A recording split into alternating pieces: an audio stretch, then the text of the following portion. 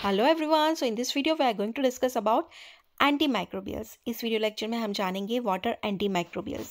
So antimicrobials are substances that kill or inhibit the growth of microorganisms.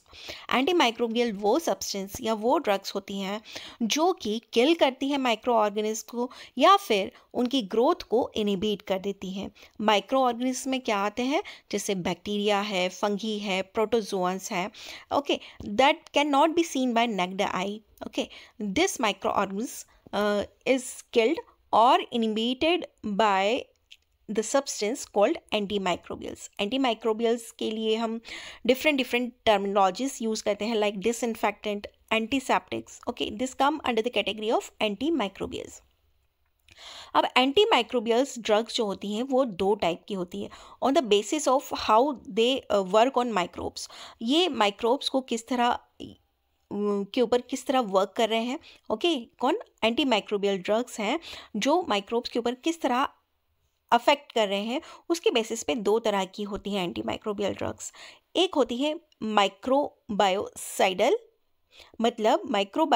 मतलब वो drugs जो bacteria, fungi या protozoa को kill कर देंगे. Okay, that kill the microbes. Okay, then Microbiostatic means that prevent the growth of microbes. Okay, एक जो है सिडल मीन्स होता है किल करना और स्टैटिक मतलब होता है प्रिवेंट करना. एक जो ड्रग है वो माइक्रोब्स को किल कर रही है और दूसरी जो माइक्रोबायोस्टैटिक है वो माइक्रोब्स के ग्रोथ को प्रिवेंट कर रही है. Okay, now there are various terms that describe the exact mode or mechanism of action of antimicrobials. Antimicrobials को हम डिफरेंट टर्म से जानते हैं ऑन द बेसिस ऑफ कि वो किस तरह से वर्क कर रहे हैं, क्या मोड ऑफ एक्शन है उनका, क्या मैकेनिज्म ऑफ एक्शन है, किस तरह से वो वर्क कर रहे हैं, उसके बेसिस पे हमने एंटीमाइक्रोबियल्स को अलग अलग टर्म्स दी हैं. लाइक एंटीसेप्टिक्स हम किन्हें कहते हैं, वो सब्सटेंस दैट प्रिवेंट और arrest the growth of action of microorganism. वो सब्सटेंस जो कि प्रिवेंट करते हैं माइक्रो ऑर्गेनिज्म की ग्रोथ को या फिर उनकी ग्रोथ को अरेस्ट कर देते हैं. It act by inhibiting there activity और डिस्ट्रॉइंग देम. एंटीसेप्टिक कैसे वर्क करते हैं, ये माइक्रोब्स की एक्टिविटी को इनहिबिट कर देते हैं या फिर उन्हें डिस्ट्रॉय कर देते हैं. टिश्यूज लाइक स्किन, सरफेस और बोन. ओके, तो जो एंटीसेप्टिक्स होते हैं जैसे बोरोप्लस है, बोरोलिन है, इन्हें हम क्या कहते हैं, एंटीसेप्टिक क्रीम्स. ओके, सो ये जनरली हम कहाँ पे अप्लाई करते हैं, लिविंग सेल के ऊपर. जैसे हमें कोई बर्न हो गया या कट लग गया, ओके, तो वहाँ पे हम antiseptic cream on the surface of skin या वाउंड्स के ऊपर हम अप्लाई करते हैं एंटीसेप्टिक्स को. Now the drug like phenol, iodine, boric acid, citramide are example of antiseptics. ये कुछ drugs हैं जो कि antiseptic की तरह work करते हैं. Now come to the second term, that is disinfectant. These are drug or substance used either to kill bacteria or prevent their growth or multiplication. Disinfectants क्या होते हैं, ये वो सब्सटेंस होते हैं या तो ये बैक्टीरिया को किल कर देते हैं या बैक्टीरिया की ग्रोथ को प्रिवेंट करते हैं या फिर बैक्टीरिया को मल्टीप्लाई करने से रोकते हैं. Okay, they are used as non living objects.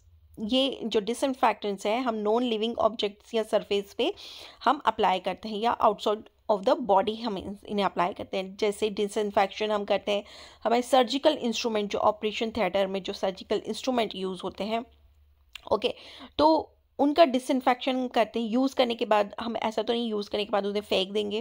Okay, हम उन्हें जो मेटलिक प्रोसीजर में जो भी यूज़ होगा, ओके, सीजर्स हैं, ओके, तो हम उनका क्या करते हैं, डिसइंफेक्शन करते हैं. मतलब उनकी सरफेस से जो भी माइक्रोब्स हैं उन्हें किल करते हैं, डिस्ट्रॉय करते हैं. लाइक यूरिन कंटेनर है ऑन फ्लोर्स. ओके, सो ये आते हैं under the category of disinfectants. Okay, example cresol and phenols are a good example of disinfectants. Now come to the third term, that is germicides. Germicides क्या होते हैं, this the substance which kill microorganisms. Germicides मतलब Seidel means किल करना. तो वो substance जो micro organism को kill कर देते हैं, they act by oxidation of bacterial protoplasm. ये किस तरह वर्क करते हैं, ये बैक्टीरिया के प्रोटोप्लाज्म को ही ऑक्सीडाइज कर देते हैं. कैसे करते हैं? By denaturation of bacterial enzymes and protein. Bacteria के अंदर जो भी एंजाइम्स और प्रोटीन होता है उनका डीनेचुरेशन कर देते हैं। ओके, सो इस तरह से जर्मिसाइड्स वर्क करते हैं।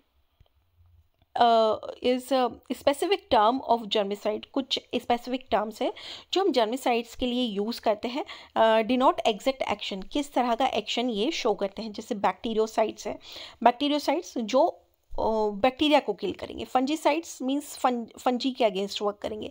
वायरोसाइड्स मीन्स वायरस के अगेंस्ट वर्क करेंगे। Okay, now come to the bacteriostatic. Bacteriostatic क्या होते हैं? वो substance function by inhibiting the growth of bacteria. Static means होता है to prevent the growth. Okay, तो ये सब्सटेंस वो होते हैं जो कि प्रिवेंट करते हैं बैक्टीरिया की ग्रोथ को। This substance do not kill but arrest the growth of bacteria. ये जो सब्सटेंस होते हैं वो माइक्रोब्स को, ऑर्गेनिज्म को किल नहीं करते हैं, बट उनकी ग्रोथ को ही अरेस्ट करते हैं बस। Now come to the fifth term, that is sanitizers. हमने कोरोना में बहुत सारा यूज़ किया है सैनिटाइज़र्स का। ओके, सैनिटाइज़र्स किस लिए यूज़ होते हैं? They are use to maintain general public health standard.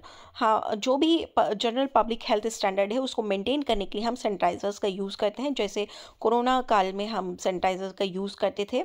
Okay, जिससे इन्फेक्शन स्प्रेड ना हो और जो इन्फेक्शन है वो कंट्रोल रहे। Okay, maintain रहे general public health standard. So sanitization is a process of rendering sanitary by reducing the number of bacterial contamination. अगर किसी सरफेस पे बैक्टीरिया वगैरह कंटामिनेशन हुआ है तो हम सैनिटाइजेशन कर सकते हैं उस सरफेस का। Then sanitization can be achieved only with surface and article. Sanitization हम कैसे अचीव कर सकते हैं? ये हम सिर्फ सरफेस पे अप्लाई कर सकते हैं, आर्टिकल्स के ऊपर अप्लाई कर सकते हैं। मतलब सैनिटाइजर्स हम कहाँ पे यूज़ करेंगे? On the surface and articles के ऊपर। आर्टिकल्स मीन्स सीजर है, नाइफ है, ओके, उन्हें सैनिटाइज करने के लिए। Now come to some example of antimicrobials. So very first example is boric acid. Boric acid formula is H3BO3.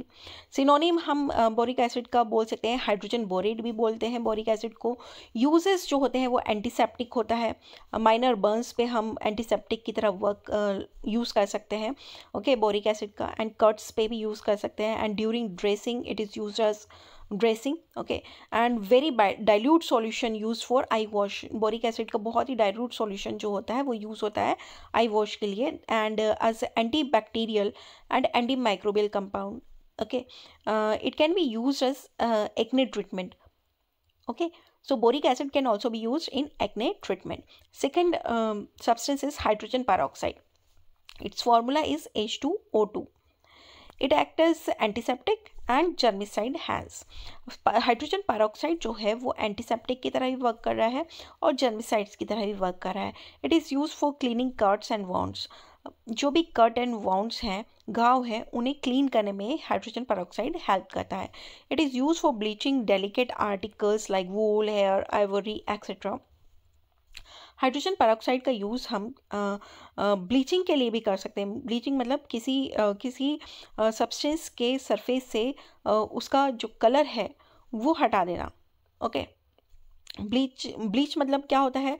जो कलर देता है। ओके, एंड डी ब्लीचिंग मतलब क्या होता है? हम जो भी, जैसे हेयर का कलर है ब्लैक है, ओके, जब हम हाइड्रोजन पेरोक्साइड उस पर लगा देंगे, अप्लाई कर देंगे, तो हेयर का कलर ब्राउन या सुनहरा हो जाएगा। Okay, it is effective antidote for phosphorus and cyanide poisoning. जो हाइड्रोजन पेरोक्साइड होता है वो ऑल्सो यूज एज एंटीडोट की तरह भी हम यूज़ कर सकते हैं फॉस्फोरस एंड साइनाइड की पॉइजनिंग में।